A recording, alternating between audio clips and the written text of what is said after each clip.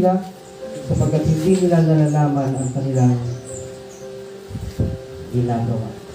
Mabigat na pangungusap, alam naman natin yung pangyayari, di ba? Siya'y pinaglaruan, di ba? Napanood natin kanina, pinagsaka, hinampas ng latiko, hinampas ng kadena, binugbog, kinurulahan ng tinik, nang wala naman siyang kasalanan. Diba? Huli na nung na-realize ni Judas na inosente ang Panginoon. At kahit anong ulitin na niya mga pangyayari, talagang hindi niya na mababawi yung kanyang ginawa. Pero sobrang nakakapasag ng kalooban na sa kabila ng lahat ng mga pasakit na ginawa ng mga Romano sa Panginoon, bibigay ng mga Hudyo sa kanya sa kamay ng mga Romanong ito para ipako sa krus, ang bumukal sa bibig ng Panginoon is forgiveness. Kapatawaran. Ama, patawarin mo sila. Ang pinagpipray niya dito, particularly talaga si Pilato, yung mga punong pare, diba? Yung mga Hudyo na nagdala sa kanya doon, at yung mga Romano na mismong nagpasakit sa kanya, naglatiko sa kanya, nagpako sa kanya doon sa krus. At syempre, meron itong kaugnayan sa atin. Kasi kung hindi ito mangyayari, lahat tayo ay walang kapatawaran sa mga kasalanan natin. Kung walang forgiveness, napakahalaga nito. Yung proclamation, yung declaration ng Panginoon ng forgiveness na lahat tayo nasako. Mamamatay na lang siya, nasa isip pa rin niya tayo. Forgiveness in the midst of pain. Sa kabila ng sakit, yung hirap na kanyang naramdaman, na hindi biro, di ba?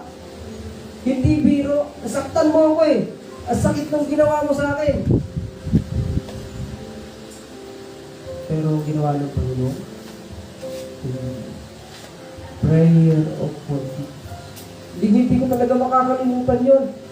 Sobrang, it hurts. Pero, si Lord, forgiveness in the midst of distress. Kawalan ng pag-asa. Di ba? Pero bukang bibig ng Panginoon, forgiveness. Bagay na napakahirap para sa atin. Ako yung naagabyado. Ako yung nawalan. Ako yung ginawawa. Tapos ako pa rin ang magpapatawad. How dare you? Hindi ito lokohan. Ito yung mga salita na normally talagang mararamdaman natin. Pero isang sampal sa atin itong pangungusap na tumula sa Panginoon. At forgive. Gaano ba kabigat yung ginawa sa'yo? Gaano ba kasakit yung naranasan mo? Na hindi mo kayang magpatawad. Gaano kasakit yung ginagawa mo sa akin ang paulit-ulit I forgive you. Diba? Forgiveness in the midst of shame. Sa kabila ng kahihiyan na kanyang naranasan, ipinahiya siya sa madla.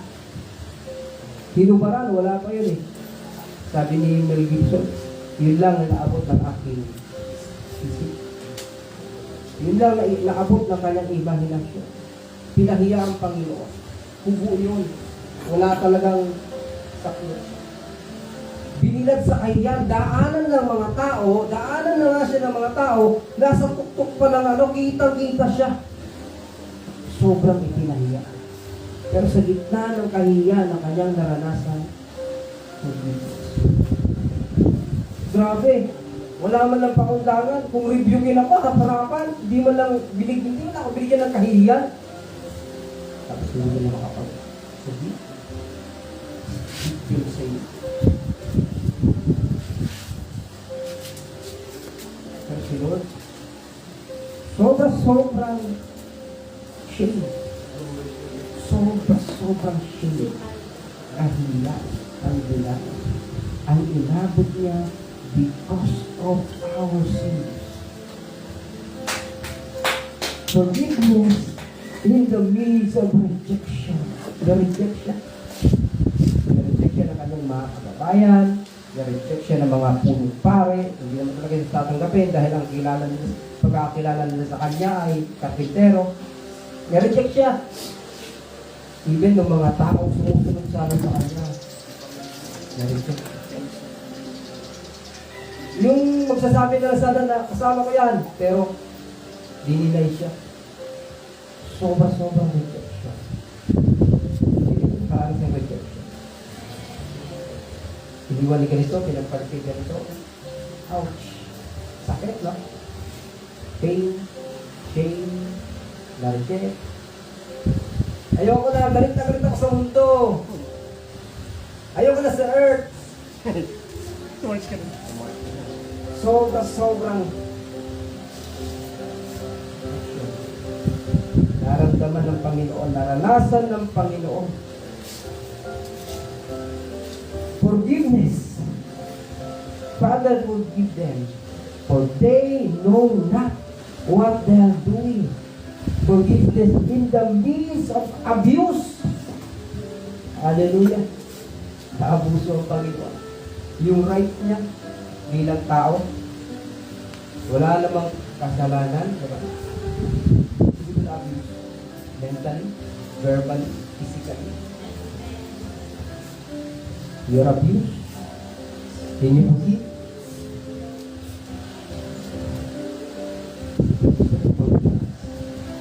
Tayo'y pinatawad ng Panginoon. Sa gitna ng lahat ng iyon na kanyang mga naranasan, naabuso. Pero sa kahuli-hulihan, sandali ng kanyang buhay, bago siya malagutan ng hininga, forgive.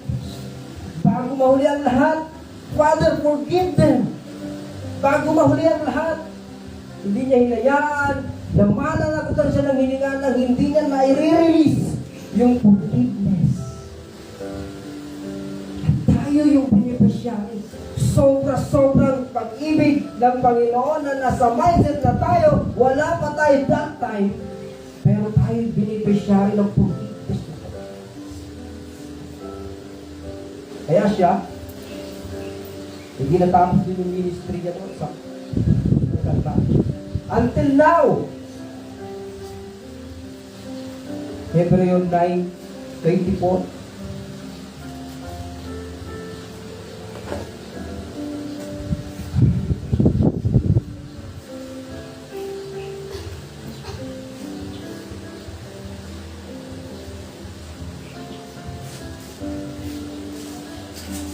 Sino na nakakita?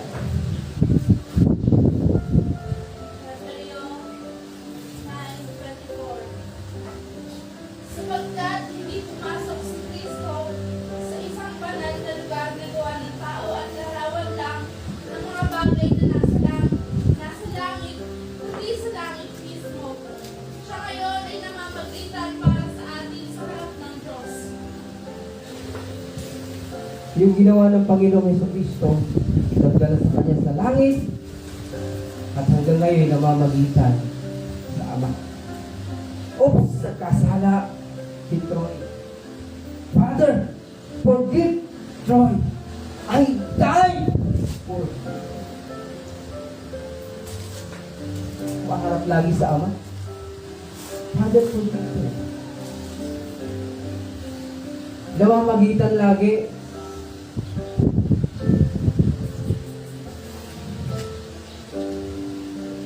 Sino makakagawa nun?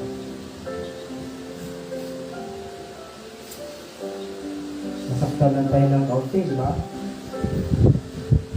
Aabuti ng mga ilang bago natin ma-release yung COVID. Walang makakagawa nito.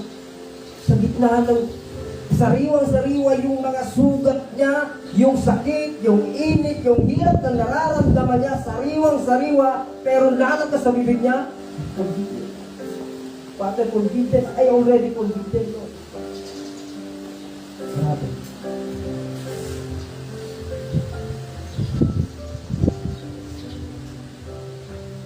Ito ang pag-ibig. Tunay na pag-ibig. Ang tunay na pag-ibig ng Papa. Amen?